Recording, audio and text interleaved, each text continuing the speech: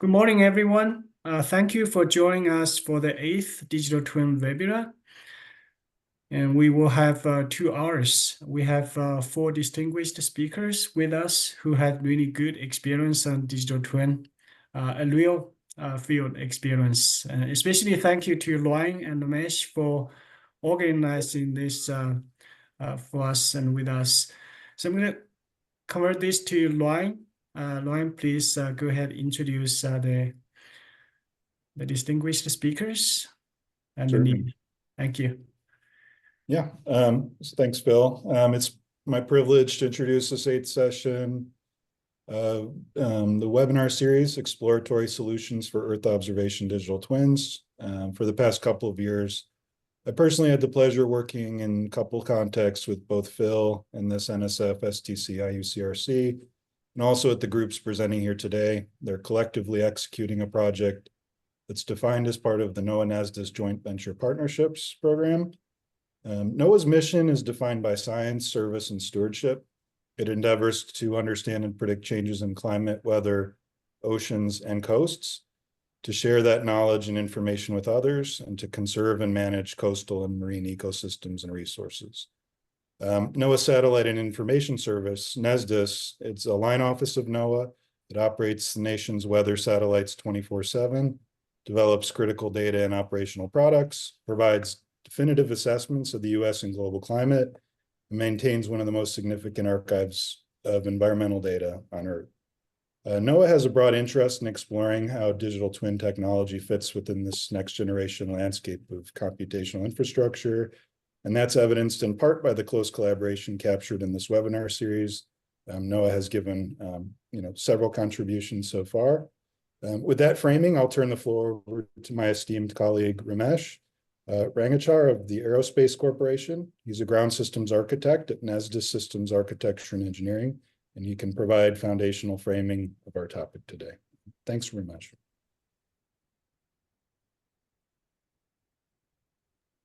And you're on mute. Thank you, Ray. Can you hear me now? Yes. Are you able to see the presentation? Yes. Thank you.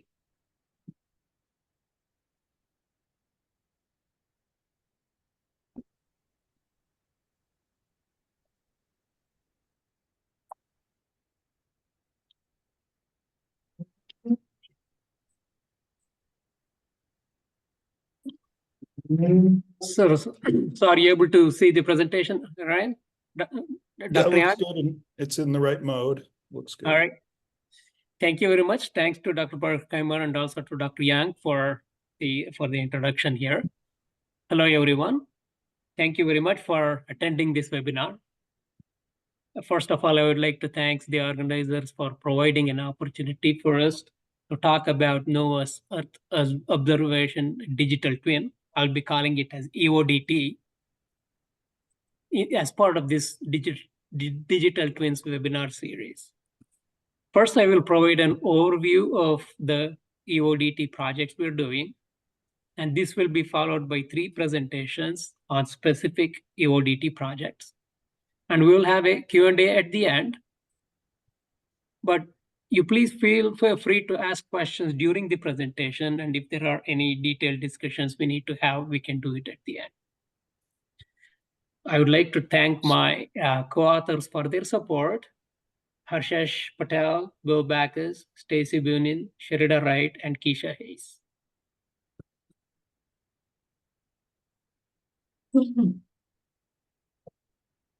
First, I will provide a quick overview of a digital twin. So a digital twin is a virtual replica of a physical asset. The physical asset in question, it could be a product, a system, a process. Sometimes it could even be an entire city or even the Earth itself. So you use sensors to gather real-time data from the physical asset, and you feed this data to the digital twin And then on the digital twin, you use models, simulations, analytics, and AI and ML to generate information and insights. And then you can use this information to take decisions and actions on the physical asset. Any question? And I heard somebody speak.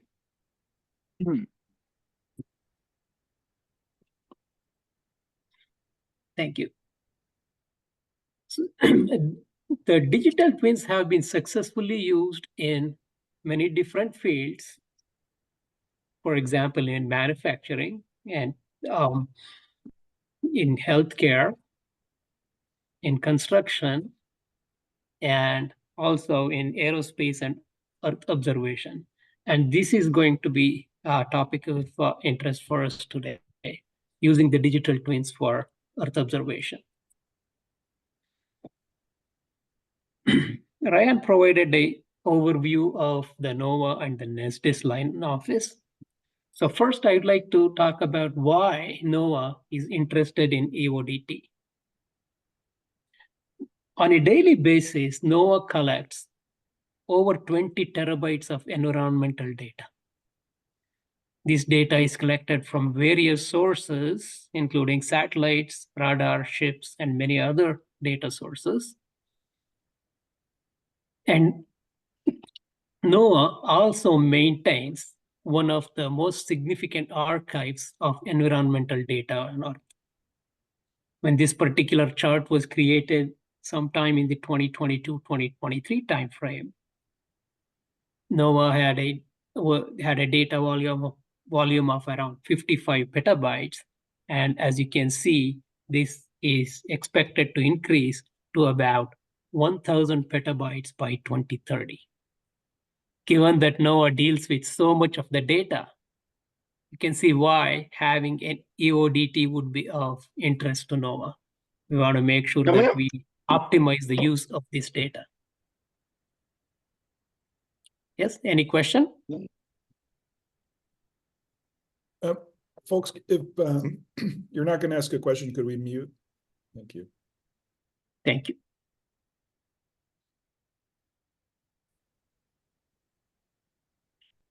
So the concept of how NOAA plans to use the digital twin, how a digital twin can be used, is given in this particular chart.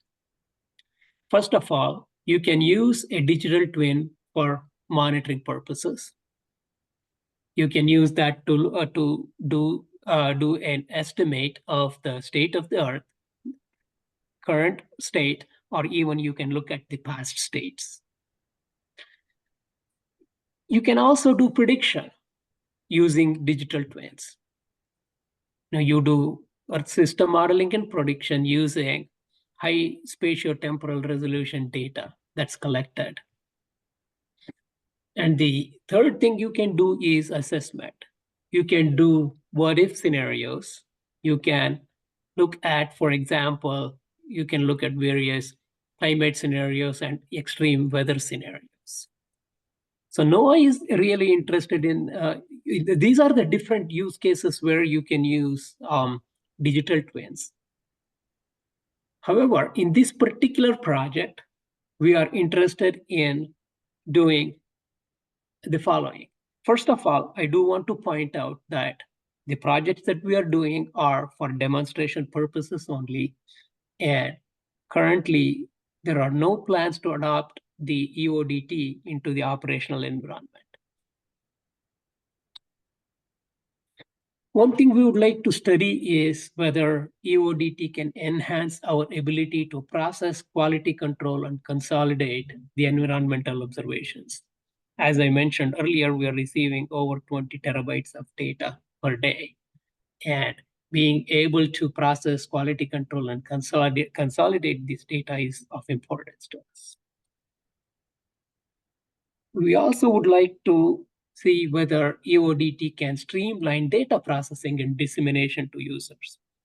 Once we collect the data, we generate products using the data, and then we distribute the data to other line offices, our national and international partners, researchers, and also to the general public. And we do want to see how EODT can help us here. And we really would like to see whether EODT can serve as the next generation of ground enterprise system in operations. And these were the 3 important topics we wanted to study using these demonstrations. And again, as I pointed out, these were for demonstration purposes only, and there is currently no plan to adopt this one in the operational environment. That decision would be made based on this and maybe perhaps other studies in the future. So how did we do this project? So NOAA did these EODT projects as a joint venture partnership. So the joint venture partnership is something NOAA is using to leverage the capabilities developed by other government partners, academia, and industry to provide high return on NOAA's funds. NOAA can also reduce the risk to its operations by first demonstrating whether an emerging technology can readily meet its operational needs and reliably meet its operational needs. There are other things that the joint venture partnership can do, and this is in particular, this one is more of a technology exploitation type of project. The joint venture partnerships are also used to do data exploitation to study different types of data that we can ingest into our system. So with respect to these joint venture partnerships, this is how the project was conducted. First, in summer of 2022, we issued a broad agency announcement for these projects. And then we received several proposals. And then we selected 3 vendors for these projects. And the vendors were Science and Technology Corporation, or STC, and then Lockheed Martin, and Orion Space Solutions. The project started in fall of 2022. And the project with STC was for 1 year. And that project has been completed, and they have provided a project report and the prototype software. And if anyone is interested in a copy of the report, please feel free to contact me, or we would be happy to provide a copy of the report. The other 2 projects, one with Lockheed Martin and the one with OSS, would be finished by fall of this year. So what were the study topics? So the vendors in this particular study, they were asked to ingest data from several different instruments. And then they would use traditional methods, and they would use AI and ML methods for data fusion, data assimilation, and then anomaly detection. And also they worked with people from NASA to see if we can interface with other digital twin systems, and more notably with NASA's Earth System Digital Twin project. In the future, we will also be looking at whether it's possible to interface with the Destination Earth or Destiny project as well. As far as the deliverables, there were 2 main deliverables. There are 2 main deliverables. One is the prototype, and the other one is the final report. From the prototype, we are looking at a flexible system that allows the users to access current and past environmental data. I do have some background noise.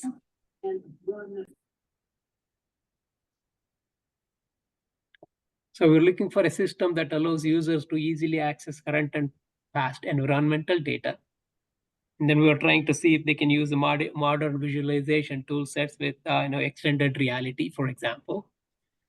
And then we are asking them to ingest different types of input files and also provide output that's compatible with the expected format for major NOAA systems. For the final report, we are looking for their findings, lessons learned, and recommendations for potentially implementing an operational EODT. So in the next next hour or so, we will have 3 presentations from the 3 the contractors who conducted the ESDT projects. We're going to start with the project from STC, and then followed by Lockheed Martin's project, and then Orion Space Solution. If you have any questions, I can answer now. Otherwise, we can also talk about anything you would like to talk about during the Q&A session. Thank you. Ryan, Dr. Young, back to you. Great. Thanks, Ramesh, for that valuable framing. Does anyone have any questions specifically for Ramesh? And okay, so Phil, go ahead. Mesh, so in the general context about the NOAA listed testing of the digital twins, how does this fit into the big picture, and how this may inform the future digital twin effort at NISTIS? So okay, thank you. So how does this fit in the future digital twin strategy? Yes. Yeah. Okay. Thank you very much. Yes, we are see these are the demonstration projects we are doing right now, and the objective of this is to find out how digital twins can help us. So as Ryan pointed out, we are working in this line office called NESTIS, which is for the satellite and information systems. We are very much interested in how the digital twin can help us in ingesting various types of data and various amounts of data, how we can develop products, and how we can distribute the data to our data consumers or data users. And our data users are very varied, starting with other line offices, and then national and international partners, and also researchers and general public. When you're receiving over 20 terabytes of data per day, and when you see ever increasing data volume, you want to see if you can do this more optimally and more efficiently.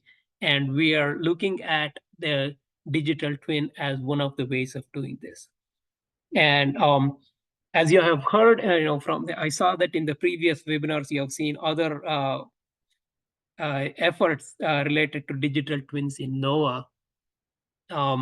And one of the things we would be looking at is how we can integrate the work that is being done in different line offices on the digital twins, and how we can use the different digital twins collectively to further the use of digital twins in NOAA. We are also interested in looking at other digital twins, because as you know, with a single digital twin, you probably will not be able to do optimal use of the data. So we are trying to interface with other digital twin efforts to see if we can interoperate with them, to see if we can gather more data and insights from other digital twins, and use that to meet NOAA's mission. Does this answer your question, or is there a specific point you want to dwell on a little bit more? Yeah, this is very good. Thank you, Ramesh. Thank you, Dr. Yang. All right. Yeah, thanks, Ramesh. And let's turn it now over to Rebecca Ismaili, who performed her work as part of STC, but is now working for NOAA. So Rebecca, without further ado.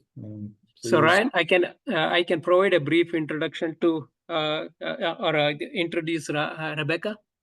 Sure. Yeah, please. Thank you. So Dr. Rebecca Ismaili has been orbiting in the satellite world since 2011. She previously worked on contracts with NASA and NOAA. As of last week, she became a physical scientist at NOAA. In her previous role at Science and Technology Corporation, Rebecca has Rebecca was the principal investigator of the prototype Earth observation digital twin. I welcome Rebecca to do the presentation. All right, thank you. Thank you all so much. I'm going to go ahead and share my screen, so you might see a little bit of an infinite loop for a second, so apologies. Let's see. All right, and I can't, I only have one monitor today, so I can't see the chat or anything, so if you have a question, just feel free to interrupt. And we can address it right away. So thank you for that kind introduction, and it was really great that Ramesh kind of went through the big picture, because we're going to touch on that a lot during my presentation. So my name is Rebecca Smiley, and as I was saying, as I already said, I was with Science and Technology Corporation until about a week ago.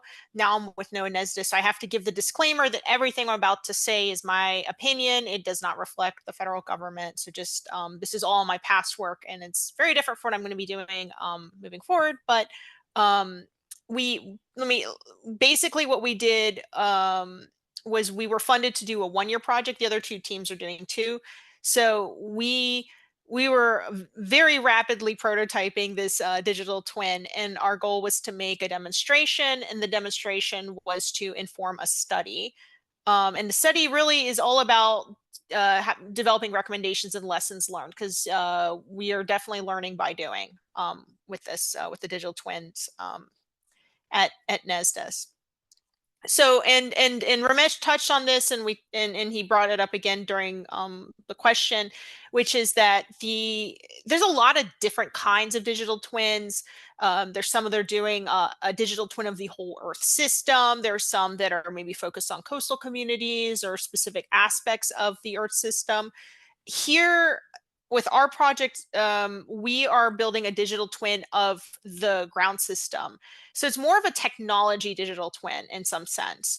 We are trying to model the pipeline of getting the data off of the satellites and into the hands of the end users. And there's a lot of things that happen in between.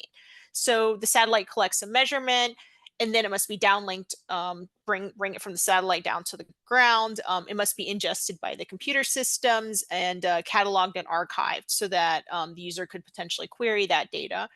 Furthermore, you have what are more of the level 1 raw data, like data measurements, the radiances, the brightness, temperatures, even just sometimes raw signals from the satellite that are further processed into what we call level 2, level 3 products, which are more of the geophysical quantities. So, taking the ones and zeros and turning them into something like temperature, water vapor, ozone, aerosol optical depth, ocean color, these kinds of things require further processing, and that's what we call level 2, level 3 data.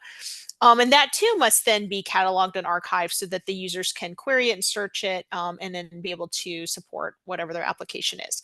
There are other pathways to getting the data. For instance, forecasters have a specific channel that they get the data from. I'm not going to focus on like every last possible data pathway, but if, in a non-prototype system, you would have to address all sorts of different ways that the data is disseminated. So because this is a demonstration and it's a prototype, we're keeping it simple and just focusing on the one. And this is a very high level explanation of what happens. So basically, our goals are to model this whole process in real time, and to understand what computing resources are necessary, what kind of archive requirements, and also when users interact with the prototype, we wanted to track their behaviors, and that way it can support NESDIS management. Hypothetically, it's a prototype, it's a demonstration. This is not necessarily going to be implemented at NOAA, but if one were, it would support NESDIS management in making decisions on how to allocate resources and help with funding and that sort of thing. But also it provides a bit of a sandbox to explore new services like machine learning and ways we can even make this process more efficient, and make the data potentially more usable. And Ramesh talked about some of those, which include data fusion, data assimilation, and there's probably one more on there, but we'll get to it. Anomaly detection. So again, we're going to we made a demonstration, and the purpose for cost benefit analysis and looking at technology requirements, and in the final report, which I'll have a link to at the end of the presentation, And our team, compared to other teams, we had 12 months to do the project. The other teams are almost done, but they've got about 6 more months to go. We focused on using on-demand cloud resources and open source off-the-shelf tools. So where possible, we took things that were already developed. We did not make any custom visualization tools, but the other teams did, and they are very beautiful. But ours, we just focus on taking existing resources and putting them together to build the digital twin. So I'm going to walk through the real system and then what the digital twin system is. And then don't worry, I'll show you some videos that are a little more fun than looking at charts. But I already talked about the ground system. So we essentially need in our digital twin to replicate these resources here on the digital twin side. And things in blue are the already in existence things, things that are in the real system, whereas the red boxes are things that we added as enhancements. So we have downlink, ingest, catalog, product generation, search data, dissemination, and this is serving the traditional research end user. So on the digital twin side, how we modeled the downlink, ingest, and some of the archive is the NOAA data is actually available now through the NOAA Open Data Dissemination Program on the cloud. And so we used the level 1 and level 2 and level 3 data that was on the cloud to replicate and track the statistics in terms of the downlink, ingest, and archive. Now with the NOD, it's not the operational pathway for data, so there was no catalog in existence. We did have to build a catalog, whereas on the older on-prem system, it is being cataloged. We had to build a catalog to handle the cloud data. And just as a kind of further context, NESDIS is transitioning everything to off on-prem to the cloud, but it's currently in progress. So we're kind of in between. We're at a transition point. So we were trying to future-proof the system a little bit and focus more on leveraging the cloud resources as they become available. So we had to build a catalog. And as part of the catalog, we wanted to monitor for anomalies. It's not something that NESDIS, well, they do monitor for anomalies, but they don't use machine learning to do it. So we wanted to build a machine learning anomaly detection system so that if there's some data disruptions or artifacts in the data, then it would, we wanted to build some hooks to be able to track those things. So next, once the data is cataloged, we want the end user to be able to search the data and disseminate it. One thing that's lacking in the current real system is a visualization tool. There are many different types of visualization tools, like forecasters use a software tool called AWebs. There are some web tools, but there's no like one-stop shop to see the data for the research end user. So we wanted to build that in. And so we built a visualization tool, and I'll show in the next slide a demonstration of that. Next, we wanted to explore the enhancements. This was like the real fun stuff. So one of those things is data fusion. And there's some traditional things like if you, a lot of the satellite data is in on an irregular grid. And if you're trying to combine measurements, you need everything to essentially be on the same grid. So we built some modules to regrid the data into a custom resolution. We also wanted to explore some really neat things like gap filling, and I'll show some examples from that later. But essentially, there's a lot of gaps in data due to cloud, sun glint, and other things that you just can't make retrievals through. It's not the fault of the algorithm; it's just a reality. It's just a realistic constraint. And to be able to increase the amount of usable data, it was one of the goals. So I'll talk about a couple of the techniques we use for that. Finally, this whole system, the point of the digital twin too is to produce a lot of analytics and data, but you need somewhere to be able to look at all of that stuff. And so we built a dashboard to show the real-time computing resource usage, anything, if it's monitoring for anomalies, any information about the data quality, and as the users interacting with the system, information about their queries. And then that information is to serve NOAA management. And so unlike the real system, which essentially is serving one end user, the goal of our digital twin is to serve roughly 3 end users, one being the traditional researcher, NOAA management, but also over time, as more and more digital twins go operational, we wanted to keep in mind that we wanted the system to be flexible enough for other digital twins to hook in. And so on the next slide, I'm going to show a video of all of this stuff coming together. And this is the web portal. Basically, the user can go in and they can pick a data product, they can query a location. This shows the files that match the requirements that they submitted, and then here's the visualization tool. So that went really fast, and I'm pretty sure I had this a little bit slower. But you can see, so that's the quick look, that's the native raw data, and you can also, they're also able to go in and change the gridding as well. And this is all done on demand, as in we're not pre-processing the data. The point is that we're only using the resources that the user requires in real time. So for instance, a lot of the large data providers have their data stored in their entire record of their data stored in multiple different resolutions. I'm pretty sure like GFS is an example, they'll have like 2 different resolutions of that. While that's very convenient for the end user, it's you have to pay for the storage costs over long periods of time. And rather than an alternative to doing that is just have the data in one format, and then the users go in and order as needed. And the system needs to be fast enough to get them that data in a timely manner, but then you save on archive costs and that sort of thing. So that's just an example. So in doing all of this, that's demo 1, don't worry, there's more. Is that we wanted to come up with recommendations and lessons learned. So some just advice for people building any type of digital twin, not necessarily to the exact specifications that we had for our project, is really keeping it simple and building incrementally.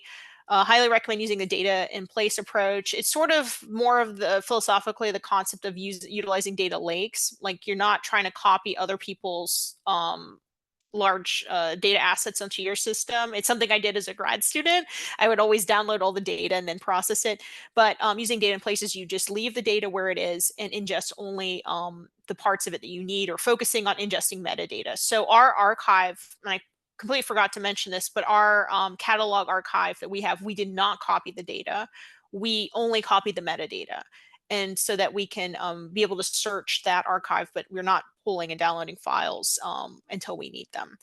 And it's kind of a similar philosophy is keeping the data in its native format, not converting everything to the newest, latest, and greatest format. There's a lot of really cool cloud optimized formats, but NOAA typically keeps their data in HDF and primarily in NetCDF format, which are technically not cloud optimized, but there's a lot of work on updating the file systems in order to make them cloud optimized. So we didn't recommend, based on our project, to do any large scale conversion, but you know, stay tuned because things are changing by the day, it seems like, in this field. And just some lessons learned is we use a lot of on-demand resources. So instead of using, for those of you who are AWS savvy, there's EC2s or the always on, kind of more like the traditional Linux server, and computing instances. But we also use on-demand resources like Lambdas and containers, which will only run when needed. And these were really cool and operationally robust. We found them to actually save money, but there was a steep learning curve in terms of like pushing things to these resources and also maintaining them. So we liked them, but there was a lot of upfront investment that we had to do. A lot of the data that are stored in cloud archives use SNS trigger or SNS like filters, which are sort of like instant messages that say, hey, a new data file is available. And we use a lot of filtering because we don't want all like 20 petabytes of that data. But things are, because it's new, things are getting moved around. So we're just recommend building in some flexibility because a lot of the links broke over time and we had to go in and maintain them. And lastly, like it's painful working with a lot of different satellite data because it feels like each file you have to build a new reader for. There's really no way around that. So that was kind of a painful lesson learned, but part of the job. So now we can get to kind of some of the more fun stuff. The previous stuff was more focused on the infrastructure. And so once we had the infrastructure down, we could play with things to make the data enhanced, especially using machine learning. So some issues with the data for the end users, or there's inconsistent spatial gridding. Data resolution sometimes is not what people need to do what they're looking for. And the one I'll talk about today, and all these other ones are addressed in the final report, but basically you can fill in the gaps due to cloud, sunglint, and other limitations. So here's an example of aerosol optical depth, and underneath is just a typical like real color image. And this is from the GOES, I believe it's GOES 16. And you can see here, and this was like let's see, this was, oh yeah, June 7th. Last year we had this on the East Coast of the United States, we had these really, really awful fire smoke episode. There were fires in Canada, and the smoke wafted down to the Washington, D.C. area where I live, and the air quality was awful, and we're just not used to having that kind of thing happen to us. So you can see the high AOD here signifying there's smoke, and then the blues are the clear air. So basically, where there's clouds, you can't do retrievals through clouds because this primarily relies on visible channels and IR channels, actually just visible primarily. And then also where there's a sun glint, so where the sun is reflecting off the ocean, it interferes with the retrievals here. So it would be really nice if we could have a full global picture of the air's optical depth. And we want to see if we could use some machine learning techniques to fill in some of these gaps. And we primarily used, so here, basically what I just said. So primarily we wanted to use a convolutional LSTM model. And how that would work is, let's say you have, so the GOES satellite takes measurements every 10 minutes or every 5 minutes is really, really often. And so you construct a time series of the past measurements, and then you can make a prediction for the future time step. And we're not using the prediction in the traditional sense, like we're trying to predict the next AOD for forecasting purposes, but we want to use it to actually gap fill. So let's say this is the current time step, and we artificially remove some clouds just for testing purposes. So then you can constantly predict the next time step, and then when the next time step arrives, you can use that to fill in where there's clouds. And then that can, in terms of validation, when you're training it, you can validate by just artificially removing the clouds and then comparing it to the final output. And it looks pretty good. So some lessons learned we had here was that we were using like every last observation, like every 5 minutes or 10 minutes of the GOES data, but we found that actually it was better to use space them out a bit more and use the last 20 minutes to construct the time series. So we used that to train the model. We didn't install this in EODT, but we did this offline, and it definitely could be installed. So just some recommendations from our experience doing gap filling with machine learning is we liked PyTorch. We found that classical methods were adequate for regridding the data, but we wanted to explore LSTM. And we also talked about resolution enhancement, and we're looking at enhanced super resolution GAN techniques to do that. And we talk a bit more about that in the final report. But these were the techniques we were mostly exploring to meet some of the requirements of the project for data fusion and just making the data more user friendly, and so that so the end users don't have to wrangle the data as much. So some lessons learned is to just these are probably more general towards machine learning, but training the data sets is a challenge and very, very time consuming. In fact, most of the time goes to constructing a really usable training data set. So we did upload our training data sets online for other teams if they want to play with it. And having access to GPU enabled systems was really helpful for some of the newer techniques. And so that's a big plus for using AWS and other on-demand cloud resources, that you don't have to, you can just spontaneously get access to a GPU, and you don't have to, without like lots of planning, and then you can shut it down after you're done. So the upfront costs of having that is a lot lower. So the second demo we did was, as I mentioned before, these digital twins produce a lot of different observations. And so getting all of that that data, and I mean observations, I mean like analytics, like the computer research usage, how the users are interacting with the data. So down here you could see these are some queries that we did on the website, and you can see like the areas where the user was searching and what data sets are searching. Getting all that information in one place is really important. So we built a dashboard, and it's meant to be like a one-stop real-time monitoring of the digital twin. And we use Grafana to build it. And one part of this is also the anomaly detection, which I mentioned all the way at the beginning. But we wanted to be able to track, as the data comes in, be able to monitor for anomalies. So here is an example of, I would say, good data, valid data. And this includes clouds and sun glint. That's not necessarily bad data. You might struggle to make a retrieval in those conditions, but the data itself is fine. What is we consider bad data is missing chunks of data outright. The data is just not there when it should be. There's lines and that sort of thing. And ultimately, if you're able to identify bad data, you can potentially apply corrections. So sort of like that gap filling that I showed before, one could, in theory, combine both anomaly detection and gap filling to do that. We didn't specifically do that. It was only a 12-month project, but that's part of the direction we could go with it. But we wanted to be able to identify whether or not the data was good or data was bad. Traditionally, NESDIS uses quality flags to determine this, and while that is useful, it doesn't actually understand patterns. And over time, we would maybe be able to train a machine learning model to say why the image failed and why the image was considered to have anomalies. So for instance, in this one, it has a large chunk missing. This one has lines. It could be trained in the future to detect even more subtle features. So this was meant to be a bit of a proof of concept first step. So the first order was just to check if it can detect anomalies or not. And it was essentially a binary classification machine learning model. So it just classified whether or not an incoming image was good or if it was bad. And we looked at all the level 1 GOES 16 and GOES 18 data. We looked previously at GOES 17, but GOES 17 had a lot of problems, and it was originally replaced with GOES 18 in early January. And the model we trained, we used a Resonant 18 model to classify the images, and we found it had a 99.2% accuracy. And we did install this into the digital twin dashboard. So it looks something like this. So the green line, so here's the time. And so every image from every channel that comes in, this is channel 16 for GOES 18, is checked.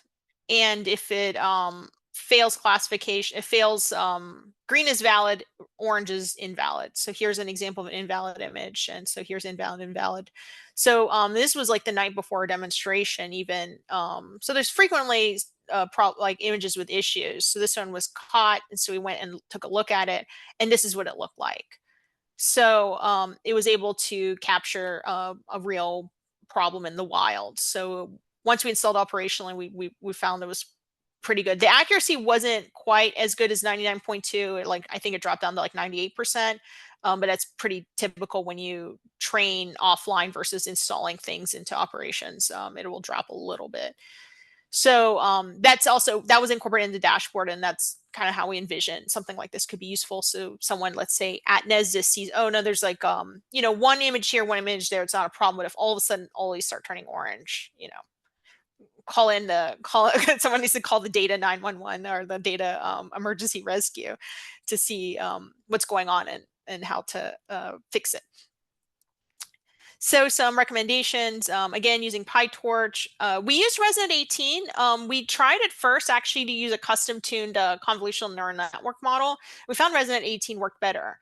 So that was interesting. And it just, I guess, goes to show that sometimes off-the-shelf tools are better than the ones you try to make yourself. And same as with the other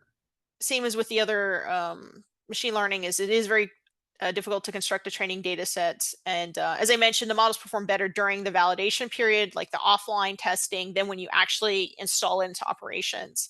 And I didn't show it here, but it's in the final report, is that we used, in this case, real data that was real GOES data. And we were looking also at VIRs, and with VIRs, we don't have quite as many artifacts like this to work with. So we injected synthetic problems into the data. And we found that using real native, I say real data, but data that real anomalies that are actually present in real data is way better than using ones synthetically generated. So the full report is available online. Here's kind of an overarching summary of kind of our lessons learned. We did like the serverless resources like Lambda, with the caveat that there is a steep learning curve to installing these things. We liked Grafana dashboard and just sort of the basic Python machine learning libraries, the more tried and true machine learning techniques seem to offer quite a bit of mileage rather than, you know, having to grab the latest and greatest machine learning technique. We did find machine learning to be really useful for anomaly detection. Another recommendation is leaving file formats in their native resolution for now. Again, things are changing. Maybe in 3 years, I'll say, oh no, we should probably go back and convert everything. But these are my opinions, and this is based on just 1 year of work. We found that the latency was pretty good using the tools we developed. Latency we didn't talk about too much, but it was really important to get the data in the hands of the users in a short amount of time, because, you know, for a forecaster, if you get data like 2 hours after a storm happens, that's worthless to them. So making sure that things get to where they need to be fast is important. And sometimes using the classical methods for like gridding operations we found to fine, but then machine learning techniques were really good for more advanced things like gap filling and improving the spatial resolution of the data. So I will stop there and see if anyone has any questions. Rebecca, thanks for all this wealth of information. I think we have time for one question, if anyone wants to ask a quick question before we jump, and we will have a Q&A at the end.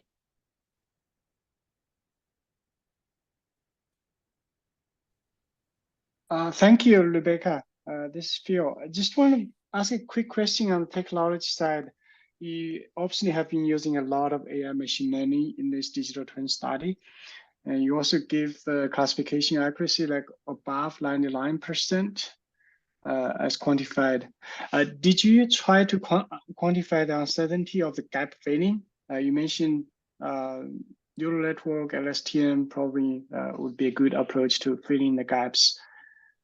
Any thoughts, or we know it's very challenging for the gap filling part, the uncertainty quantification? Yeah, we didn't get that far with it, to be honest. You know, 1 year we only could do so much, but we got to the model set up. So if anyone on the call wants to run with it, we did upload our training models and training data sets online. But we would love to do that. We just kind of ran out of time. Yeah, thank you. Thank you, Rebecca. Any other questions? Okay. Our next presenter is going to be Dr. Lynn Montgomery. Dr. Lynn Montgomery is a staff AI research engineer from Lockheed Martin, whose work focuses on AI ML applications in earth science and remote sensing, including reinforcement learning for course of action recommendations for wildfire management. And she is the PI for the AI-driven Earth and Space Digital Twin Prototype. She got her PhD from University of Colorado Boulder in atmospheric and oceanic science, focusing in meltwater in ice sheets and surface mass balance. Lynn, you already have your screen up. Go ahead, please. Thank you. Great. Thanks for that awesome introduction, and thanks for the other two presentations. I think it sets it up perfectly for mine and Jeff's presentations as well. So my name is Lynn Montgomery. As Ramesh mentioned, I'm an AI research engineer at Lockheed Martin. I've been there for about 3 years. And I'm the PI of this AI-driven Earth and Space observing digital twin prototype that we're building out for joint ventures. I just wanted to quickly thank all of the folks who have helped out on our team. This is a large team, from software developers to other AI engineers to program management and project engineers, and between two companies, since this is between Lockheed Martin and NVIDIA. So just a shout out to everybody who's involved, because it's a lot of work to kind of coordinate this whole effort. So we will go ahead and jump in. So as both Rebecca and Ramesh mentioned, for this AI-driven Earth and Space observing digital twin prototype, we kind of took this from the BAA as a current observational digital twin or digital replica of what's going on, with conditions coming from all 5 Earth system domains and being able to ingest, analyze, and display the data. So we were looking at the atmosphere, ocean, cryosphere, which is polar regions, land and hydrology, and space weather. And we picked a geophysical variable from each of those different domains, which is on the right here for 3D temperature and moisture profiles, sea surface temperature, sea ice concentration, fire products, and solar wind bulk plasma, in order to build out the prototype to be able to show across all of these different domains. For the BAA, they wanted a one-stop shop for ground-based observations along with model output at different temporal and spatial resolutions. So we are planning to take in data from satellites, ground-based observations, and model output from the GFS. They wanted it to be easily configurable to other geospatial data sources and algorithms. So as we were building this out, we wanted to make sure that it was flexible and scalable to the massive amount of data coming into NOAA right now, as you mentioned earlier. And then also using AI/ML algorithms for data fusion and anomaly detection. And I'll talk about that a little bit later. So when the BAA came out, we thought that we had a good solution. And so we, Lockheed Martin and NVIDIA put together the proposal for it. So what we put forth and was accepted for a 2-year program was to ingest data coming from these satellites, ground-based observations, and models, and being ingested into our backend, which is called Open Rosetta 3D. That provides our data storage management and an application of a common spatiotemporal grid. It also allows us to fuse data from multiple different sources and detect anomalies using our AI/ML algorithms, either provided to us by NOAA or made in-house. Again, we are partnered with NVIDIA on this. And so we are using their Omniverse Nucleus platform, which allows us to do which provides us a central fused data storage and distribution platform. This also provides interoperability with the other digital twins, as was mentioned earlier. So if hypothetically NASA or EUMETSAT with their digital twins of destination Earth wanted to interface with our digital twin, they would have a platform in order to do that without having to go through our full backend process with Open Rosetta 3D. So they would be able to take their data, move it onto Omniverse Nucleus, and then we would be able to interact with that data there or visualize it as well. And then finally, we have Agatha, which is our UI or a visualization tool, and it's 4D in the sense that it has a kind of 3D Google Earth look and view, as well as it has a 2-week time window. So time would be the 4th dimension there, from the current observations to the 2 weeks past, which is our time window that we're looking at. And all of this software is high TRL and in current use, either on other programs externally or internally to Lockheed, and then Omniverse is being used across a plethora of different commercial programs as well. So we're kind of just taking high TRL software that has already been used and adapting it to this specific use case. So here's an example of our backend workflow. So we have all of this data coming in. So this is for sea surface temperature as an example here. We have GOES ABI data, VIIRS ASPCO sea surface temperature, and then GFS sea surface temperature data. Our backend, again, as I mentioned earlier, it's flexible and scalable in the sense that we can take in most vector or raster products coming from a variety of different data sources, the majority of which for this program we're grabbing from the NOD. We're using AWS for this program. However, our backend is flexible in the sense that we could use any cloud platform or on-prem platform for both data storage and data processing. But we appreciate using AWS because we understand it pretty well. So we're using S3 for storage, and then Fargate and EC2s for processing. So once the data is ingested, we normalize it, and then we plug it into our algorithms, whether it's for data fusion, anomaly detection, etc. With our workflow management system, we're able to basically plug in different algorithms. So although we're building these out for data fusion and anomaly detection, if a scientist or other user had their own custom algorithm, they would be able to plug that in, and we would be able to apply that in our platform here. So after that, we spatially tile the data and then temporally layer it and then pass it off to Omniverse Nucleus. So a little bit more on data fusion and anomaly detection for this program. So for data fusion, for sea surface temperature specifically, we are taking the different products in, and then we are basically linearly downscaling them to the global 10-kilometer resolution that NOAA asked for this prototype. Though that is completely configurable. If we do have higher resolution data, we can certainly bring it down to a higher resolution there. And you can see an example of that in the top right plot here. And then for anomaly detection, we are looking for two different types of anomalies. So the first being physical, in the sense that if the temperature increases, by rapidly over a short time period, then that is kind of a physical anomaly that could impact like coral bleaching. Maybe if, a outlet glacier started, releasing a lot of cold water, we would be able to see that, and that would be a physical anomaly. And then we're also looking for sensor anomalies. And an example of that would be a cloud pixel getting through the ASPCO filtering. So we should be able to pick that out as well. So right now for our anomaly detection, again, it's those current conditions. So we're taking the fuse data minus the previous hour of the GFS, which we're treating as truth for this prototype, in order to determine where those anomalies would occur. And an example of that is on this bottom panel here.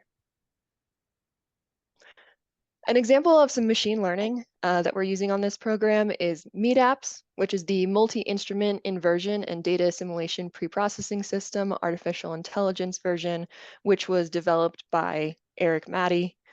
And this is used to get atmospheric output, including temperature and moisture profiles. It's very computationally efficient and orders of magnitude faster than traditional remote sensing algorithms using far fewer resources. And it's been successfully applied to infrared, microwave, polar, and geosounders and imagers, and can be used for satellite observation preprocessing for data assimilation, data fusion, and more. So this is just one example of an algorithm that NOAA provided us and that we were able to plug in into our framework. So next, I'll be walking through our UI, which is called Agatha. So here you can see sea surface temperature coming from the GFS. Again, this is current conditions with a 10-kilometer spatial resolution and an hourly temporal resolution. So you can see the diurnal cycle here of it getting warmer during the day and cooler at night. You can see that we have some metadata up here. So we have the temperature, the location, and then the time step as well. And you're able to speed it up and slow it down depending on how quickly you want to go through the data. But we'll have 2 weeks available for that to look at. Next, we'll transition on to the GOES data here. So we have the, this is a geostationary satellite, and you can see that there's data missing due to clouds there. We also change the color bar so you can dynamically adapt that based on what sensor you're looking at. This is showing GOES West as well, so a similar view to GOES East, just in a different area.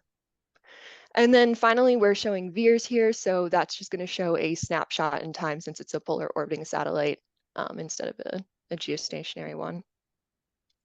So next we have our fuse data where we do a linear just downsampling of GFS, GOES East and West, and VIIRS. And you can see that we can dynamically change the color bar if you're interested in looking at any area in particular. And then finally, we have our anomaly detection here, which is the difference between the fused and the previous hour of the GFS. So you can see these temporal changes over time and maybe where you would want to bring a human in the loop to determine if something was physically anomalous there. And you can see that you have similar metadata above as well, and then it also shows how it's changing over time. You saw on the other side of the Earth that it looked pretty plain, and that's because we only have one source of data going in there, which is the GFS. We're also showing here that we have different subsets of color gradients that could be applied to this data depending on what you wanted to look at, and we're making sure that we're coordinating with NOAA to make sure that those are accurate. Next here, we're showing our 3D moisture and temperature profiles coming out of GFS. We recently added these in. So you can see that there's data over both the land and the ocean now, and you can see some large scale synoptic patterns. So you can see that there's three dimensions here. So we have data available at 250 millibars, 500 millibars, 750 millibars, and at the surface. And you can also see that we have missing data over mountainous regions where it's not representative. If hypothetically you're at the surface, then you wouldn't have any data at 1,000 millibars since you're on top of a mountain there. So we have the specific humidity data here, as well as the 3D temperature profiles as well. So this is at 250 millibars. And again, you can see that it has global coverage and a few different synoptic scale patterns come out. So you can see some storm systems in the data there. So, you know, we're excited to move on from just the cardinal directions to also being able to show different layers of 3D data as well. So now I'll talk through a few use cases for EODT. We've been working with NOAA joint ventures in order to understand what the best use cases are so that we can build out the best prototype and product for it. So our first use case here is single or multiple research science users. So, you know, this would be folks who would be using this on a daily basis, maybe at National Weather Service or, you know, at NOAA as part of a research program, adapting their particular algorithms to our platform, where they would be able to query for specific areas of interest and then export data in order to do further analysis. Another use case that we have is regional and global forecasting model inputs. So since this is kind of this digital replica of the most current observations, then if you understand your initialization conditions well, then you should be able to forecast better. So we're kind of providing this platform in order to make that happen, to go into the GFS model. Again, so we're only using 3 different data sources right now for this prototype, but it can be scaled to additional data sources in order to create that better picture of those initialization conditions going in. We're also planning to add in statistical metrics on the data, either coming from the raw sensors or derived from the measurements themselves in order to provide some measurement of, you know, uncertainty or accuracy that could be used for ensemble methods as well. So again, we're currently just doing this digital replica, but we are also thinking forward and outside of the current contract of how we can expand it to prediction and what if simulations as well as applying it to not only global conditions, but maybe also to more regional conditions as well. So we've been thinking about that. And we've been doing our best to align it with other digital twin technologies, with NASA, with the Destination Earth, as well as NGA. So, you know, multiple different people are trying to build digital twins right now. So we are trying to capture that interoperability by understanding the requirements and standards that are being put forth, and also providing recommendations for those requirements and standards as we are building out our digital twin as well.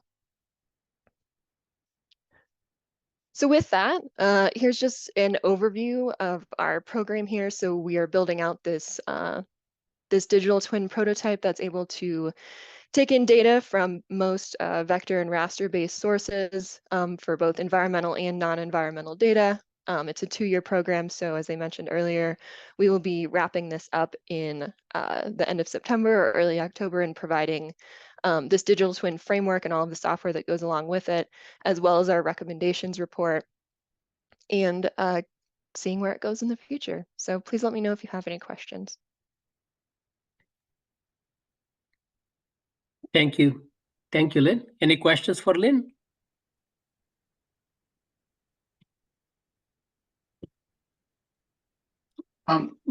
Lynn, just a quick question here.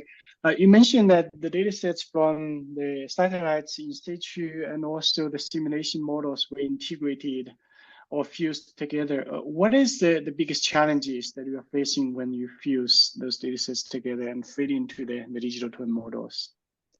Yeah, absolutely. That's a great question. I'd say mostly the resolution of the data sets, especially with global climate models, when you have 13-kilometer resolution and you're trying to, you know, match that with VIIRS, which is sometimes at a 375 or 750 meter resolution, making sure that that is scientifically accurate and sound, and providing those correct uncertainty metrics on it for the most user-friendly use case, I think would be one of the most challenging efforts. Again, right now we're only making them all at a 10-kilometer resolution, so we certainly are deviating more towards the global climate model resolutions, but I think we could use some machine learning methodologies or something like that in order to fill those gaps. And possibly work with some of the methodologies that Rebecca was talking about earlier in order to do that too. Yeah, that's great. Thank you. Any other questions? So Lynn, you mentioned NODD, the nod. You want to talk a little bit more about it? No. Yeah, sure. So the majority of the data that we're getting right now is through the nod. And so we are pulling data directly from S3 cloud buckets, especially for satellite data like GOES as well as GFS, and it's super easy to use on there. The other data sets that we're using are coming from, something like VIIRS or coming from in situ observations. And those are a little bit more difficult to deal with because sometimes they're on a running timescale of 2 weeks and then they're archived somewhere else. So I think that's a good recommendation and something that we'll talk about in our final outcome for this program is working with data that's been, on S3 and on the nod versus on other data sources, which sometimes are a little bit more difficult to deal with. Thank you, Lynn. To add a little bit more, the NOD stands for the NOAA Open Data Dissemination Program. It provides public access to NOAA's open data on commercial cloud platforms through a public and private partnership. So this is if you are not able to get the data from the NOAA's archives, you are able to get this data from the NOD. Thank you. Thank you, Lynn. Next presenter is Dr. Jeff Stewart. Jeff Stewart is the principal investigator of the Orion Space Solutions Earth Observation Digital Twin. After his PhD in satellite data assimilation at Florida State, he worked at NASA JPL, NCAR, and private industry. His research interest is in the interplay between satellite observations and models with data assimilation and machine learning, especially in the context of user-friendly digital twins. Jeff, if you can please share your screen. Thank you. Go ahead. Okay, thanks. I am sharing my screen. Can you see it? Yes. Okay, great. Yeah, thank you so much for the invitation to come talk today. Really thanks a lot to Ryan and Phil and Ramesh and as well as Rebecca and Lynn. Those are great presentations. We saw each other at AMS and talked about similar things, but it's great to see you guys again and hear from you guys again and see how things are kind of progressing. So this is a really exciting topic. I'd love to just jump in, but before I do, let me just acknowledge my great team that I have working with me here. So I have quite a few collaborators, as well as some program managers and some good leadership in place as well. So let me just go ahead and go to the next slide here. So the thing about an Earth observation digital twin is nowadays that these models are becoming so good. So it's hard to tell on the left, on the right, which one's the model and which one's the physical system.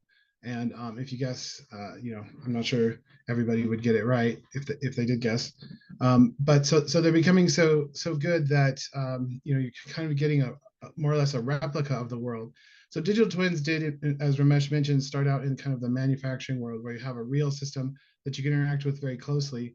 And there is some amount of skepticism regarding digital twins for the Earth system because there is just so many variables, infinite dimensional. But even if you try to kind of narrow it down, it's more difficult for sure than a traditional digital twin.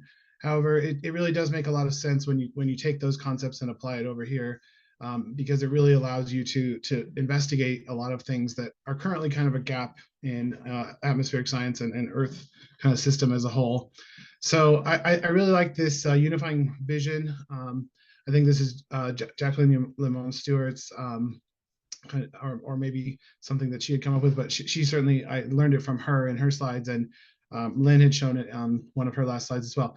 It's kind of a digital twin is the vision is the ability to handle what now scenarios, what next, and what if. And it's kind of an umbrella that captures all of these things. So certainly we already have existing capability to look at forecasts. So we can also look at nowcasts. But what really sets it apart is the ability to kind of get in there and play and learn scientifically a lot of really interesting things. So this interactive exploratory scenario planning in addition to the visualization engine that kind of is the overarching umbrella itself, the ability to do AI in there and have cloud compute and processing, all of these things kind of come together to make up digital twins. And I think it's actually a really valuable concept. I know there's still some skeptics out there, but it's definitely coming along. And I think it's a worthwhile endeavor to look into.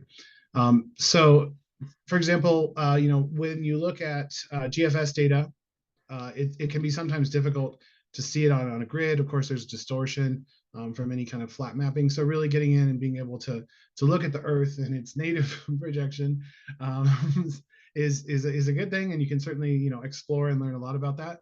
So here we're looking at surface temperature. So we build our platform upon Cesium.js, which is an open source tool that's out there. And we've had a lot of success and some challenges with this, but we've partnered with some people who have a lot of experience, and our team has really taken the ball and ran with it and is doing an amazing job of our visualization. We also have the capability to visualize on the globe, things like the NOAA 20 cross-track infrared sounder, CRIS. And so, if you look at it on a projection, a map projection, you'll see a lot of distortion near the poles, just due to the map projection. But when you look at on the globe, you can start to see a lot more of the swath and really understand more of what's going on. And then the ability to interactively visualize what's going on here, learn about different channels and things like that is a very useful output of these things, as well as kind of getting in more difficult projections. So this is the native projection is a stereographic. This is for sea ice over the poles. And so when you put this on the globe, again, you can have a lot more insight into what's actually going on. And it's just a lot more intuitive to deal with. So the visualization aspect of it, of a digital twin is one thing that sets it apart for sure. So we also have the ability to do kind of time sliders to see how things change. And it's also nice in this bottom third panel from the left, or second from the right, you'll see the sun there. And of course, the sun does have a major role in the Earth system. So it's nice to actually kind of see how the sun is playing and actually causing things like space weather and diurnal cycles and things like that. So it really does give you a more intuitive aspect of what's happening with the Earth system when you have these kind of visualization techniques. And so, all of these together really help to visualize, either regional models, whether that be Earth observations kind of on their native grid of the satellite, what they're seeing. And again, there's so many satellite observations out there, geostationary, polar orbiting, microwave, infrared, visible, and just kind of putting all these together and being able to see that. And if there's, something that you want to, like the Rebecca showed with kind of gap filling, those kind of things are really helpful as well to do here. And then as well as, more traditional Earth science kind of things like sea ice, which, you want to see the projection and you want to see how this is growing and things like that. So all of this together, the visualization aspect is really important. And then in addition, the AI ML is just, really taking off, obviously. And in the last few years, it's just been exploding.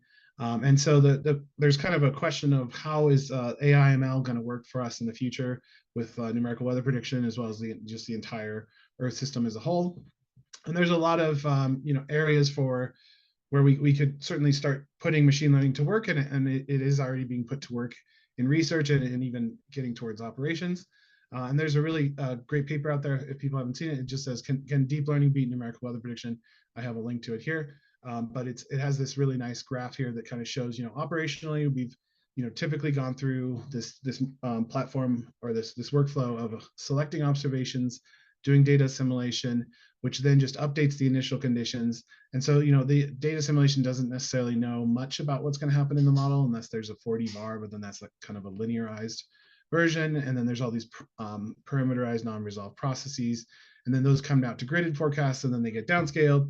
And so the end user. And so if ML and AI could kind of help with this end-to-end process so that, you have your observations and you start to do feature engineering, and you can maybe go a deep neural network all the way to what the users actually want and actually give them, things that will verify well with independent observations and give good skills. That would be, the ideal. But we're really not there quite yet. There's some fundamental, and you can read through some of the fundamental challenges there. But if we start to replace, like, okay, let's replace assimilation, let's replace prediction, let's replace post-processing, I think digital twins can play a big role here to kind of help with these different processes and kind of swap things out and understand how these are playing together.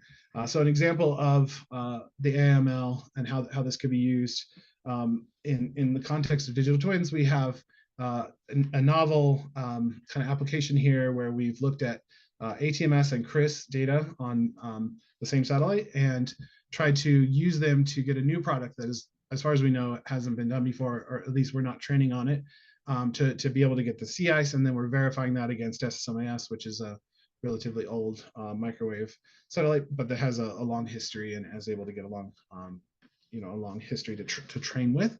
And so, we just take this data, which is in the stereographic projection coordinates, and we use ML to kind of train and test on even just a single day of data and see how well you can learn. And then we're preparing a publication that we'll talk about using a lot more data, like on the order of like 80 terabytes worth of training data. So we use some different models in the AI world to do some convolution, and then it's fully connected where we can concatenate, and we kind of look for latent spaces and places where we can actually learn here in the middle. And then it comes out with C estimates on both resolutions. So this shouldn't have the number of channels here, it should just have the number of points. But that's the structure of kind of our sea ice, and then we can kind of use just very rudimentary kind of training techniques to say, okay, on the bottom side here is our training data, on the top side is our validation data, and then you can just get really quick and dirty kind of results and see how well that does, and then you can visualize that instead of in this kind of view where you say, okay, over here the left, this kind of looks like this, the right kind of looks like this, and you kind of have to squint to really see what you're looking at because of the projection, and kind of rotate your mind around. If you instead kind of do this on the globe and start looking at the differences, the digital twin can really just accelerate the speed of science with these kind of things. So here we see the that same output. This is the actual product here being visualized. But then you can actually kind of see what we're seeing, and you just zoom in and see where the sea ice extent and gain some physical understanding. So that's the real value of a digital twin, is it helps to visualize these things and gain the scientific understanding. And in addition, I think a big part of digital twins is the what if portion of that. So the ability to create hypothetical situations, run it, and visualize it all kind of within that platform so that it's user interactive would be big. So the ability to run the model multiple times with different inputs and kind of change the output, see how the output varies, and maybe to quantify uncertainty or to compare the experiments and just kind of learn what would happen under various scenarios that you may want to learn more about. And that's the real value there. And so, for example, we think that there may be some benefit from the large language models like ChatGPT that we've seen explode in the last year or so.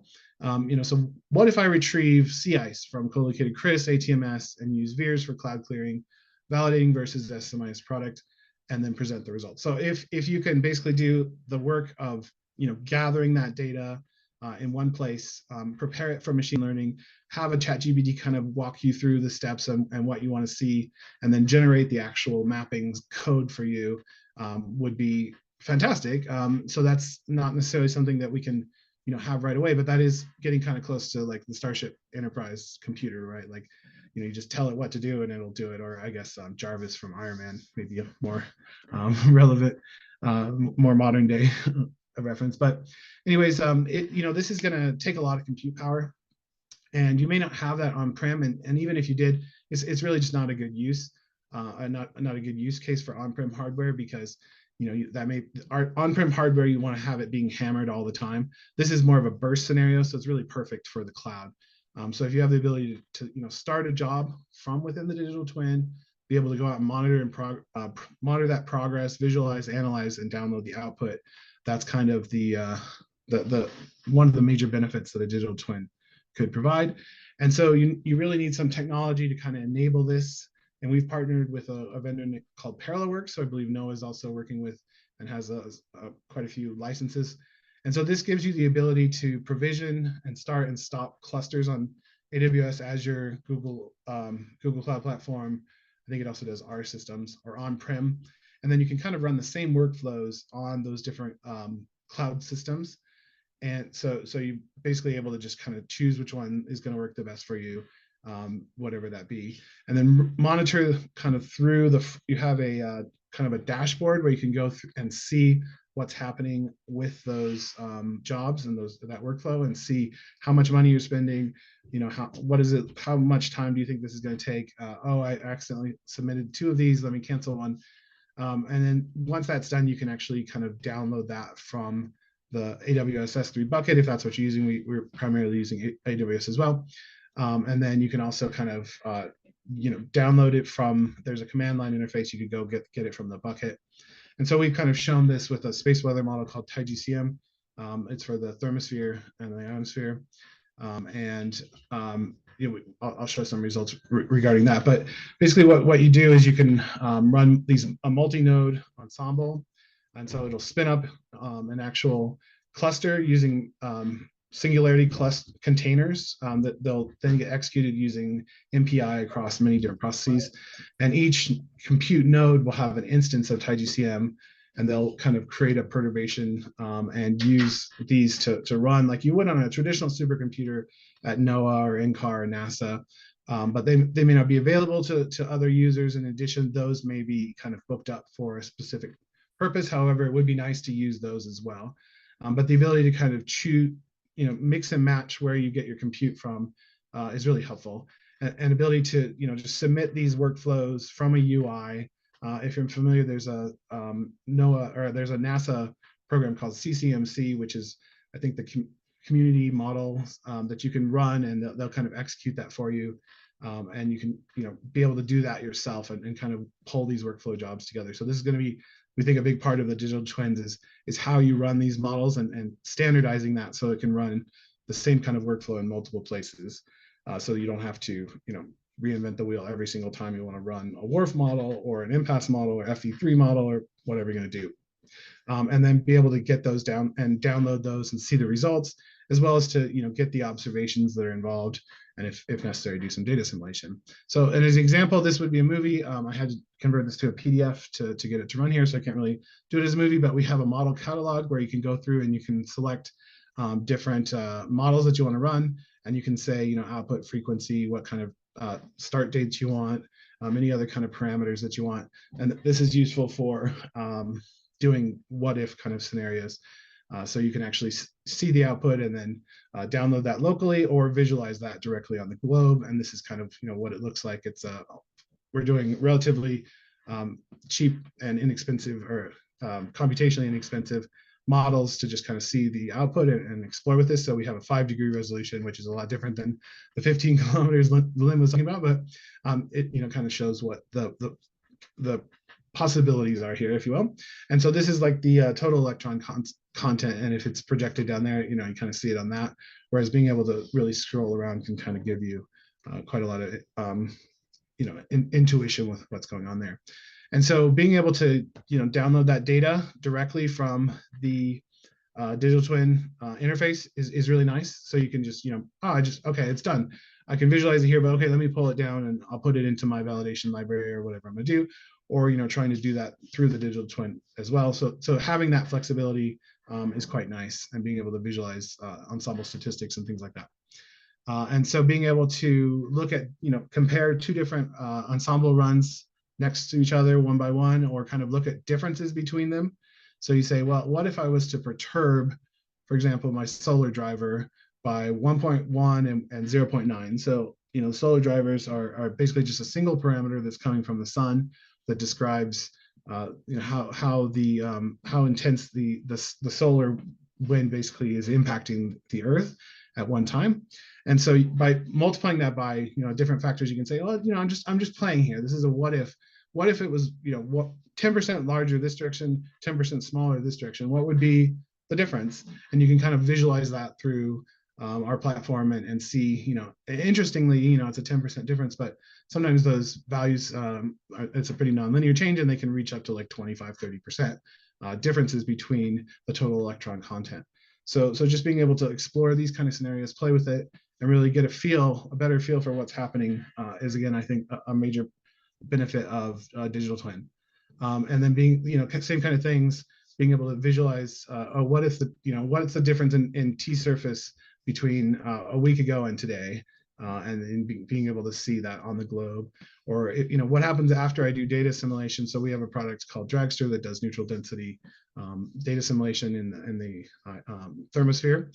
And so, being able to see that and see how the satellite orbits might be affected, by different solar storms, or, what benefit is this really having, and being able to just kind of, visually see how that plays out is quite useful for developing scientific kind of intuition. So we have quite a bit of technology that we've built to be able to ingress a lot of this data. And so we're using a platform called Mage AI. Again, we're mostly relying on kind of like open source kind of tools out there. So it has a built-in capability to kind of connect with these different data storage buckets. And we maintain a local window on our internal servers, and just kind of see how large that needs to be. We've recently kind of also started transitioning some of these to the cloud as well. But just seeing how different ways you can run this kind of thing. And we have different pipelines, for GFS, for different satellites coming in, and different data sources that come through, and we just run these and be able to add those into our database. And then this is kind of our overall architecture, and there's a lot of stuff going on in this picture, and I won't go through it all. But what is important is that when you develop a digital twin like this, in order to speed up that adoption to kind of the large language model capability to do interaction, like what if interactions, where you can do, say, like, what if I do this and this, it's important to kind of have the metadata in place, so that a large language model or kind of artificial intelligence could be able to go in and understand, where can I get different data sources from? If somebody asked me for Chris, where do I get Chris data from? How many different satellites have Chris? How do I co-locate those together with other satellites? And so having kind of this meta view that will show you what does what, and understanding this kind of how things are connected via REST API, it allows these large language models, which again are just developing so fast, to really be able to understand, okay, I need a REST API to get this. Here's where I would go to get that REST API. Here's the format of that. And then it can actually generate some of those in theory itself. So we're going to be looking into some of those things and see how feasible this is at this stage, and basically investigate how much this is going to be beneficial for these kind of digital twin scenarios. But even without those large language model, the IDP gives us the continuous integration, continuous development capabilities, which is just really important, so we can make sure that everything is, as we don't have just giant merge requests that just sit there forever. We can do kind of incremental changes, but make sure that those are not going to break anything. But they describe, as I mentioned, our services and infrastructure, and you can kind of run those on-prem or in the cloud. So for very large things, it's difficult to just use out of the box kind of workflows like that you would get for free from like a GitHub or GitLab. So the ability to go out and run those on the cloud is really nice, and it allows for us to have repeatable workflows. So if we want to do something and we want to say, I want to repeat that experiment exactly because I feel like something went wrong there, you can actually hit the replay button and it would completely replay that workflow. And so this is, we think, the first step to kind of making this available to LLMs and enable those kind of Star Trek queries. So these are kind of some of the things that we're thinking about, but just for a final thought so we can wrap up and have some discussion here. So we've done this work to support NOAA's prototype EODT effort, and we think that the unifying features of a digital twin are the what now, what next, and then the what if is really where you get into some wild stuff. But the capabilities to visualize, analyze, explain, and predict really helps you develop scientific intuition, and as well as to disseminate data and get the data, the observations, into the hands of the person who would want to use them or the model, and be able to do these kind of fusion things. And one thing that we think is very important is to really put AI/ML on an even footing with traditional models. So by this is kind of a ML ops approach.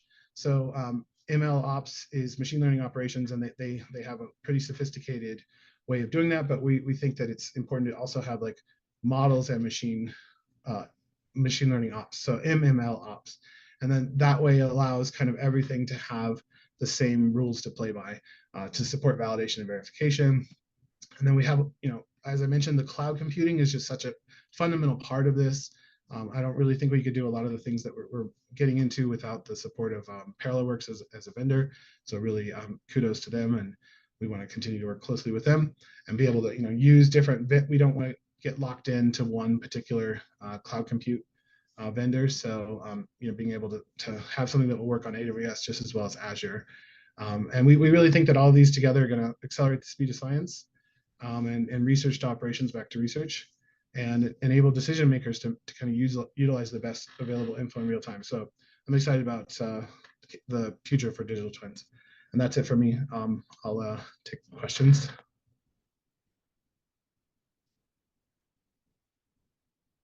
Thank you, Jeff. Any questions for Jeff? Jeff, in fact, there's a question from the chat window. Hello, Luai kind of talked into that. The question specifically talks about the simulation or prediction part.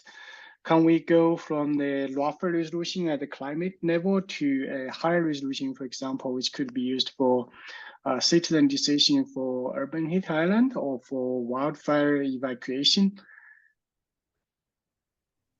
Yeah, I'm trying to pull up this question here because there's a couple of components to it. So who was the one who was asking this question? Ben from Harvard. Ben Lewis, okay, question.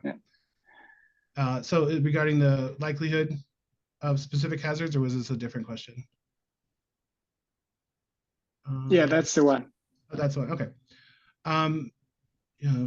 To predict the likelihood of specific. So this is, I think, very interesting output of digital twins. So I think digital twins can enable this kind of research to kind of predict the likelihood of specific hazards. So that's definitely like kind of a what if scenario. So, being able to get in there and compute these different hazards and things like that. But I don't think the digital twins themselves will directly answer those kind of questions at first until we kind of get maybe a very advanced, so it's something that enables research. It's not something that's going to like replace kind of the research, I think. So Ben, if you want to see if I addressed your question or take it in a different direction, I'd be happy to talk to that. Oh, Ben can't unmute, but feel free to just put it in the chat and I'll respond to you either through chat or but you want to go to the next question?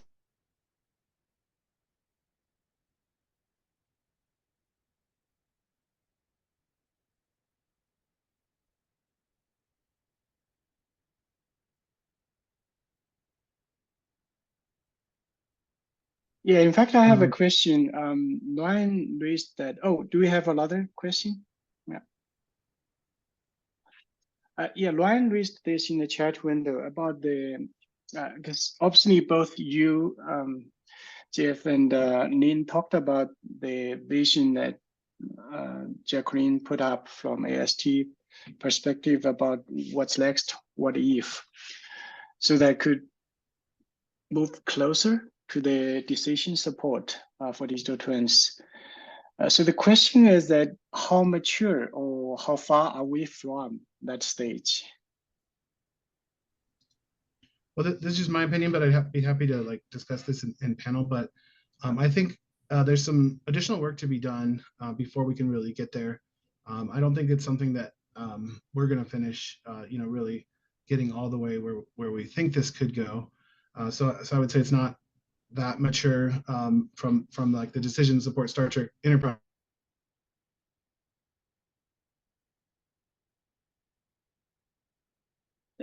Jeff, you're on mute. Yeah. Sorry. Oh, thank you. Apologies. Sorry for that. So yeah, what I'm saying is that I don't think that these are, they're still kind of in the prototype phase. And so we're going to have to see how things progress. But a lot of these large language models and that I mentioned in my talk, but also just the like convolutional neural networks and other kinds of AI ML technologies are really progressing quickly. So I would say that there's a lot of work to be done, but it's a very fertile ground for research. But I think we can discuss this with the rest of the panel. Yeah, and let's just move this. Let's just consider that the first panel question. And sorry for this being a little ad hoc, but Lynn and Rebecca, do you all have some opinions on that? Or Ramesh? Yeah, sure, I can jump in. Sorry, I'll turn on my video here.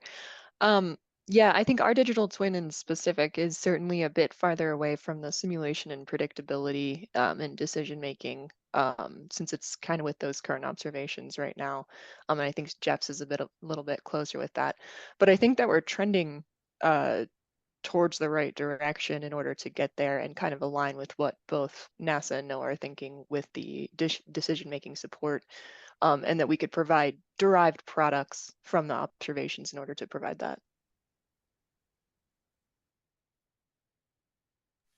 Yeah, I mean, I'll just second what has already been said. I think just a lot of the work that we ended up having to do, because the goal was to really have a very functional demonstration by the end of our period of performance, and that a lot of work was being done on infrastructure, in terms of like what types of things need to be built to have a digital twin. So ends up being a lot of the time was dedicated towards that. But I think there's a lot of common themes, and one of them is that, yeah, it's that is the direction we all, I think, see it going. It's just it hasn't all been built in quite yet.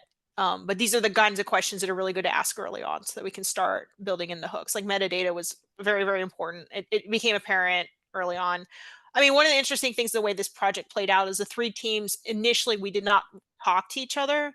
And it is interesting how somewhat similar some of our conclusions were, at least in terms of like the basic infrastructure that's needed and the directions and stuff. Our approaches were very different, but there were a lot of commonalities there. So metadata is key to leading to like the other question about like being able to predict for coastal communities and being able to make those like bigger decisions.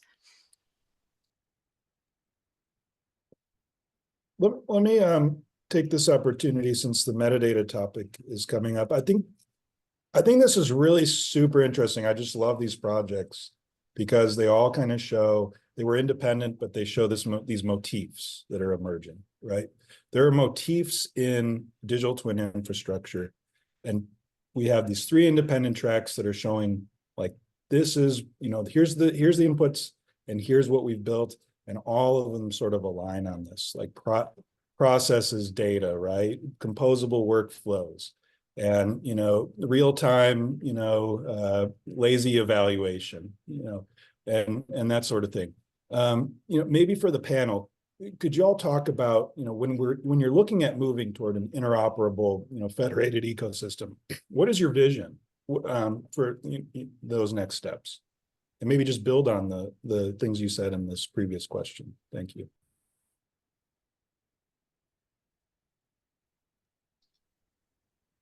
Well, I guess I'll go first.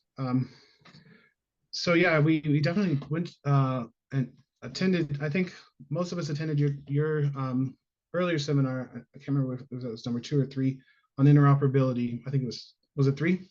And that was just very eye-opening, because yeah, first of all, to see that there's a lot of different ways to do digital twins, and a lot of different systems may have very interesting kind of interplay with each other, and the ability to run those and have those workflows and share that data, I think is just so important.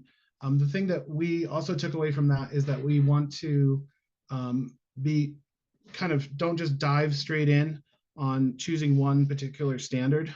We want to kind of get our feet wet first and kind of see how things are going and see how things develop, because it seemed like there were 4 or 5 different kind of standards out there, and it's not exactly clear which horse we should back. I think we did discuss with you maybe some good ideas on that, and as far as which directions to go. But I think there's a little bit of so maybe this is something that is actually our responsibility, is as an individuals as well as members of the community, to kind of push that forward and see what are the things that this standard does really well, and what are the things that this standard does really well. But I think that the best kind of possible use case would be when we get out of our maybe silos, and we really start to need to interact with something like Jacqueline's NASA EOD, or her digital twins are doing, then that will really kind of drive a lot of the use case. Because right now it's a little bit abstract because we're still kind of in our, just kind of prototype stage where we're just kind of risk reduction,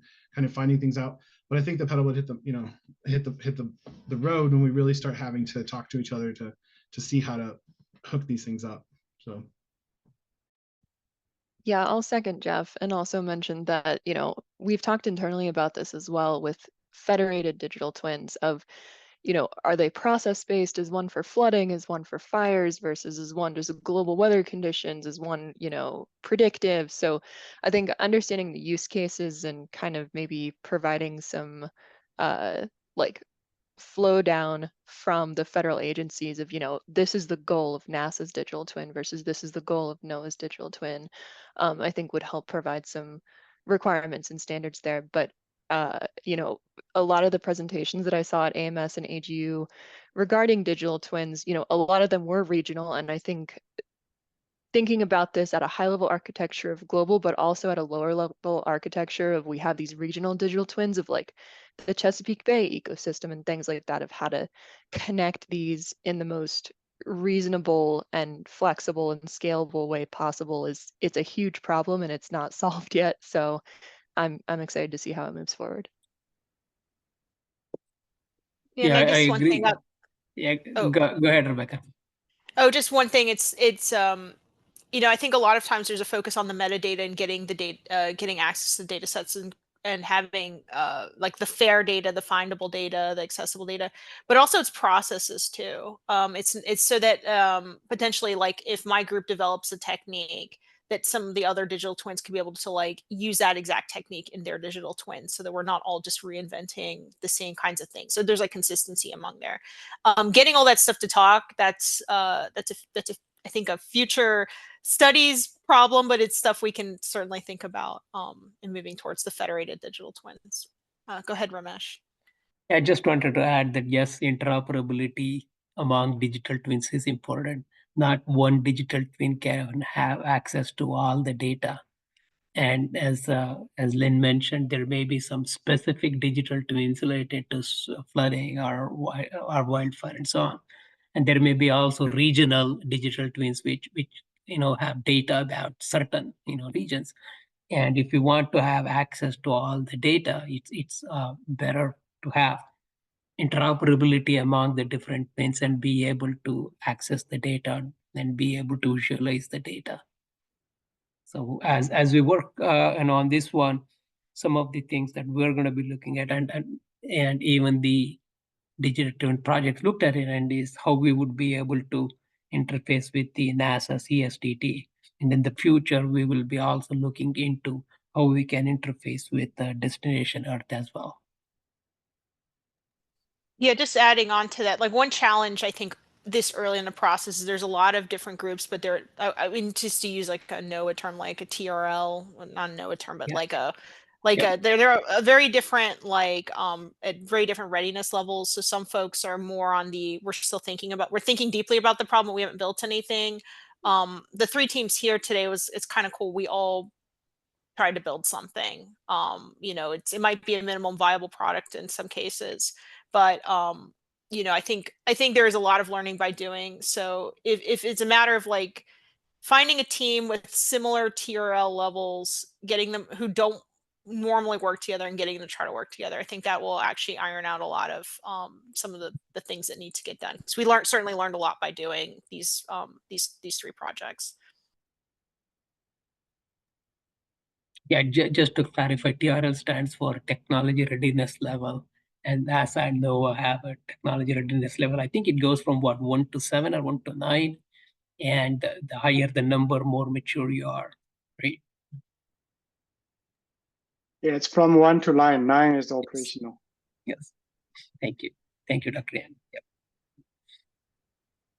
So just a logistic question that a lot of people ask in the chat window is it possible to share the slides from everyone? I don't want to push you on the spot, but it would be great if you can share with our audience. Yeah, we will share the slides. Yes, thank you. Yeah, one question on this in fact has been brought up on the infrastructure side to support digital twins. On the computing side, I think Jeff was mentioning about cloud computing, which really enables the digital twin. And Lin mentioned about probably we need GPU, especially for the computing intensive models. So what is your thinking from this study? What's a challenge to computing infrastructure? Yeah, I guess I'll go first again, go but ahead, I do Jeff. want to let someone else go first next time. So yeah, I think that that's a major challenge for digital twins, because as I mentioned, it should be kind of a burst lazy computation thing. So for what now and what next, it's certainly fine to just visualize products that have come out from NOAA or other centers.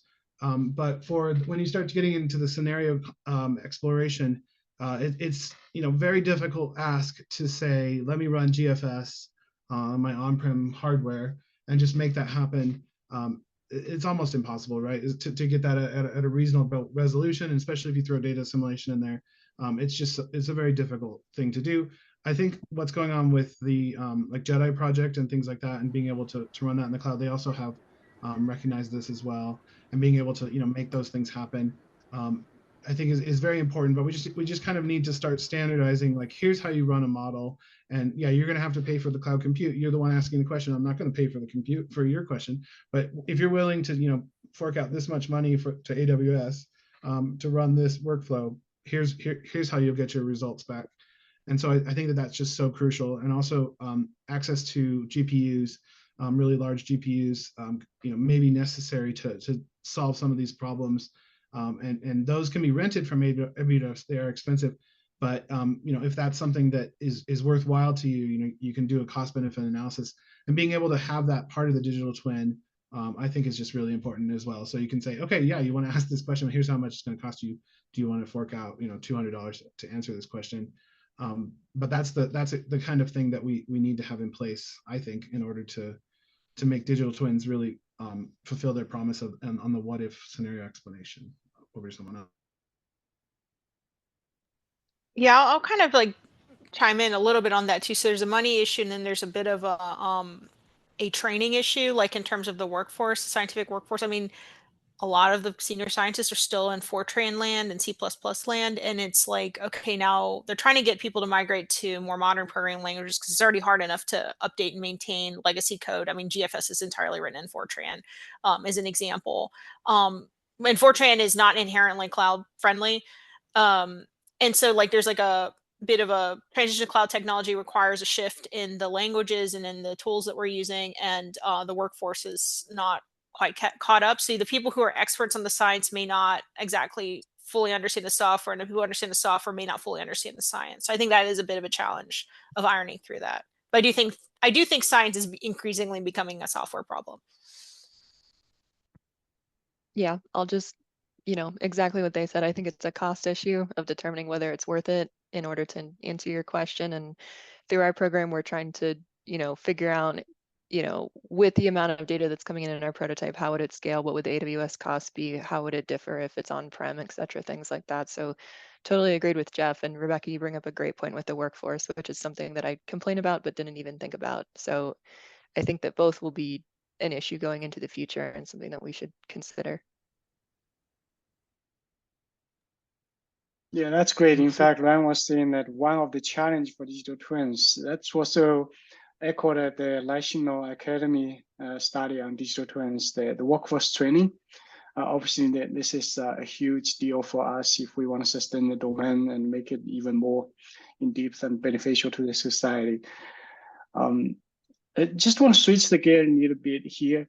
On the data set side, we know that most of the data sets from NOAA, or all of them, are open source, or it's really open, accessible to the users. There may be some other data sets may not be.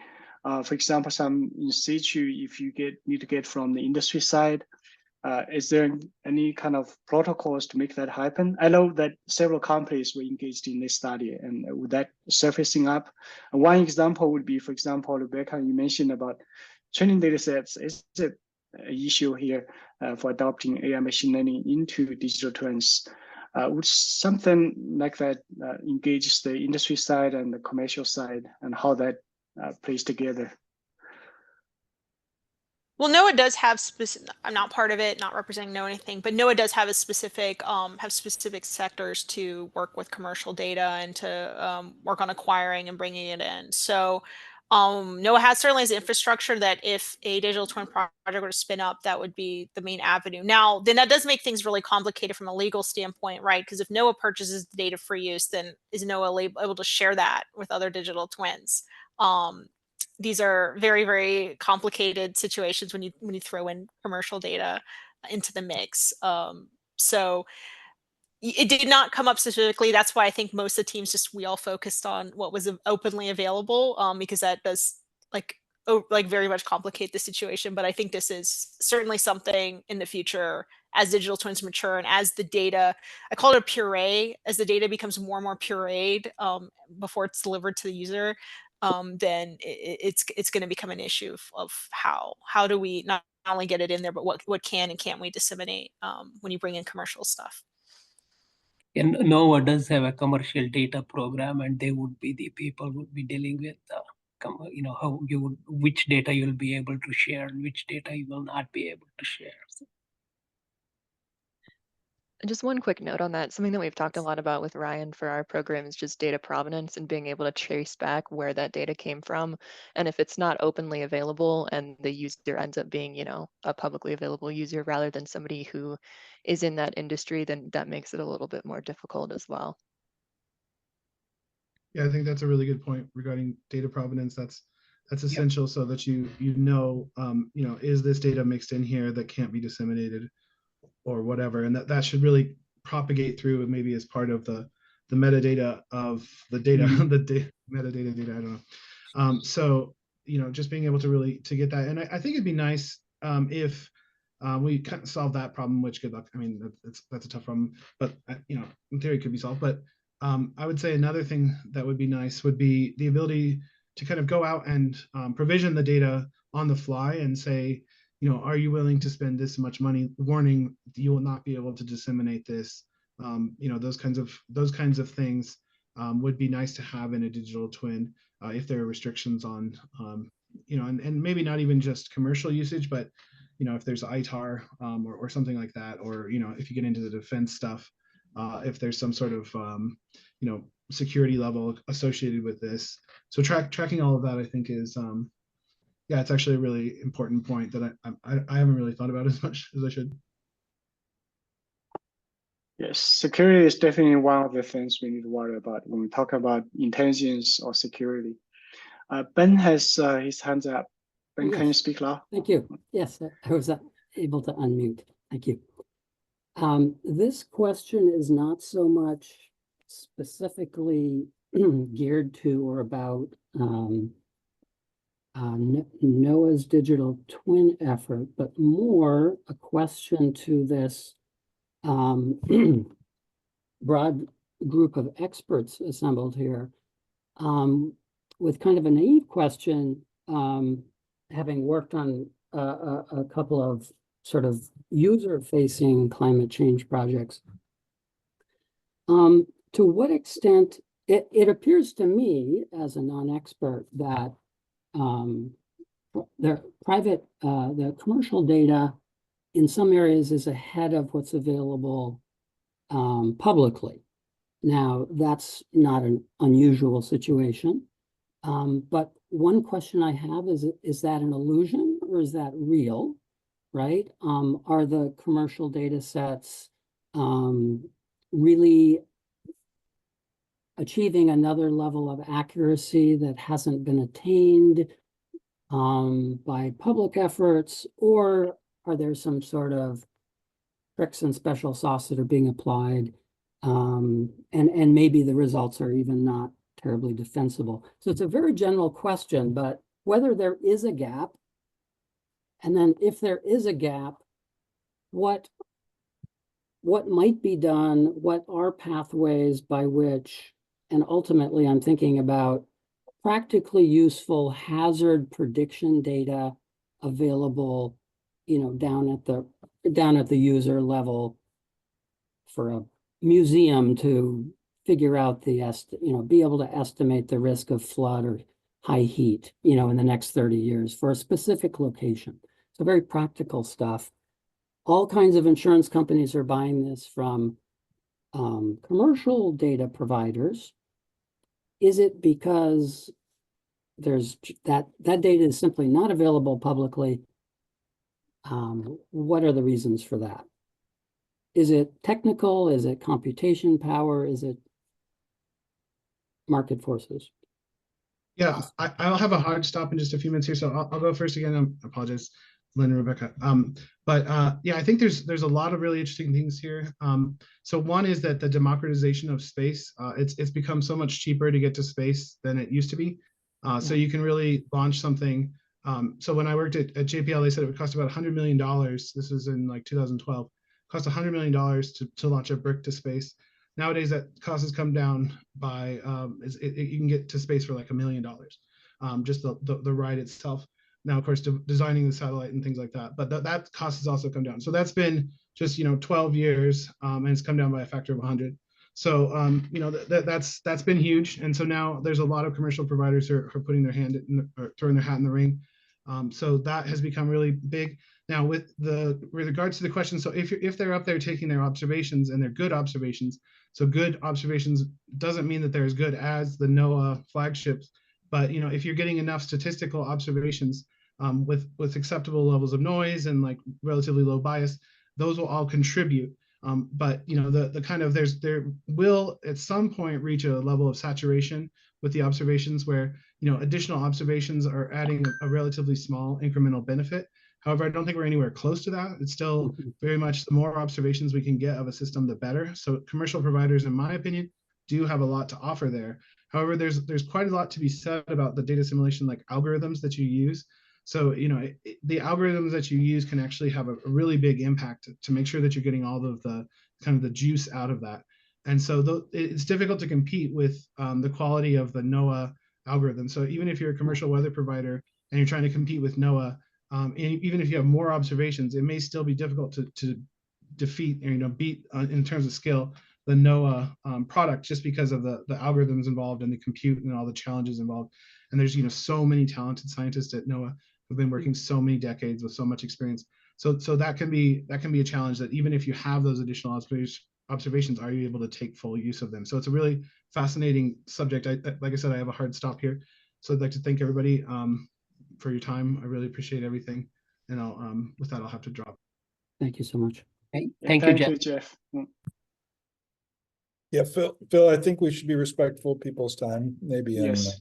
in Yeah, maybe just a final question.